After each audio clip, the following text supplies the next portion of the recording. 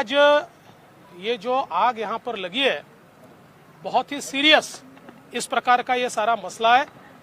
कई लोगों की मौत हुई है, कई लोग मौत के मुंह में चले गए हैं और एक प्रकार से इसमें सरकार की और बीएमसी का अक्षम्य इस प्रकार का हम लोग कह सकते हैं कि उन्होंने कोताही इसमें बरती है।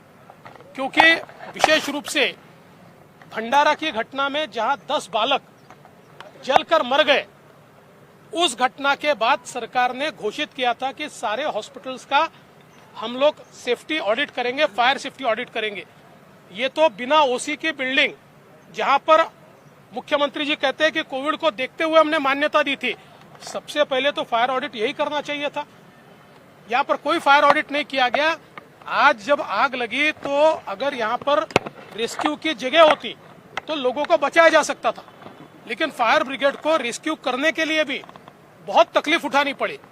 और कुल मिलाकर अगर हम देखें तो ये सारा जो मसला है ये सरकार का और बीएमसी के कोताही के कारण हुआ है और इसकी जांच होनी चाहिए और जो दोषी है उनके ऊपर कार्रवाई होनी चाहिए, ऐसी हमारी मांग है। जिम्मेदारी तो लेनी ही पड़ेगी और केवल उनको नहीं तो जो जिम्मेदार है, और विशेष रूप से बीएमसी में जिस प्रकार से भ्रष्टाचार के माध्यम से किसी को भी परमिशन मिल जाती है, कैसी भी परमिशन मिल जाती है, ये सारी चीजों की जिम्मेदारी ये बीएमसी को भी लेनी पड़ेगी, सीएम साहब को भी लेनी पड़ेगी और सरकार को भी लेनी पड़ेगी। पहले तो मैं इस घटना के बारे में बोलूं तो मुझे ऐसा लगता है कि मैं ऐसा मानता हूं कि यहाँ पर सबसे जरूरी ये बात है कि इसके ऊपर कार्रवाई होनी चाहिए। यहाँ पर जो इलीगल हॉस्पिटल चल रहे हैं, इलीगल बिल्डिंग्स है, उसके ऊपर कार्रवाई होनी चाहिए। लेकिन बीएमसी का प्रशासन भ्रष्टाचार से इतना ज्यादा सड़ चुका है कि वहां से कार्रवाई होगी ऐसा लगता नहीं। मैं तो मानता हूं माननीय हाईकोर्ट ने खुद इसका संज्ञान लेना चाहिए, इसकी कमेटी हाईकोर्ट ने तैयार करनी चाहिए और उसके अंतर्गत इस पर कार्रवाई होनी चाहिए। देखिए, कल जो सीएस की रिपोर्ट उन्होंने दी है, मैं ऐसा मानता हूं क्योंकि सीएस श्री सीताराम कुंटे को मैं अच्छे से जानता हूं, वो सीधे राह चलने वाले व्यक्ति है और वो रिपोर्ट पढ़ने के बाद मैं तो ऐसा मानता हूं कि रिपोर्ट उन्होंने तैयार ही नहीं की। ये रिपोर्ट शायद मैं ऐसा मानता हूं कि जितेंद्र आव्हाड या नवाब मलिक इन्होंने शायद तैयार करके उनको दी और उन्होंने सिग्नेचर की है। इसका कारण यह है कि इस रिपोर्ट में इतनी फैलेसीज है।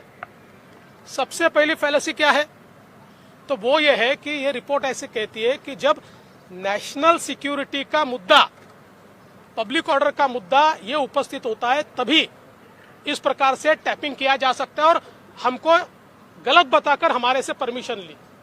मैं ऐसा मानता हूं कि अगर आप जो टेलीग्राफ एक्ट है इसमें टैपिंग के बारे में जो पैराग्राफ है पढ़ेंगे, उसमें स्पष्ट रूप से कहा है कि incitement of commencement of offence, मतलब कोई भी गुनाह अगर होने वाला है ऐसी जानकारी होगी तो टैपिंग किया जा सकता है।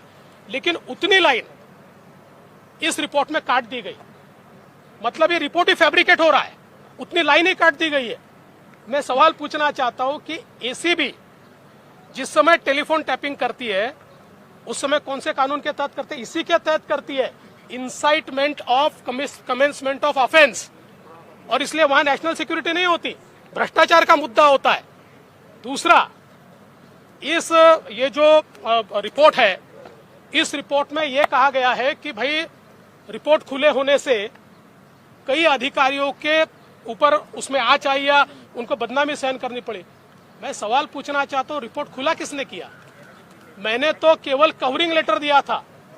इस रिपोर्ट को खुला किया मंत्री श्री नवाब मलिक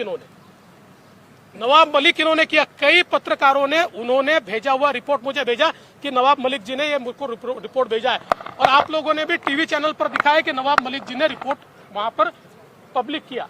तो रिपोर्ट पब्लिक करने का काम तो नवाब मलिक जी ने किया है। और तीसरी इसमें सबसे बड़ी फैलेसी ये है कि ये जो कहा जा रहा है कि ये तो ट्रांसफर हुई नहीं, मैं तो केवल नवाब मलिक जी ने जो 5 पन्ने दिए है उसमें 12 ट्रांसफर ऐसी है, 12 कि जो कन्वर्सेशन में भी आती है और वो ट्रांसफर भी हुई है। तो इसलिए ये कुल मिलाकर रिपोर्ट जो है, ये रिपोर्ट एक ढकोसला है। ये रिपोर्ट जो है ये कोर्ट में टिकने वाला नहीं है और हमारे पास तो अब इस रिपोर्ट के खिलाफ इतनी इन्फॉर्मेशन है, जब उचित समय आएगा तो कोर्ट में वो सारी इन्फॉर्मेशन हम निश्चित रूप से पेश करेंगे।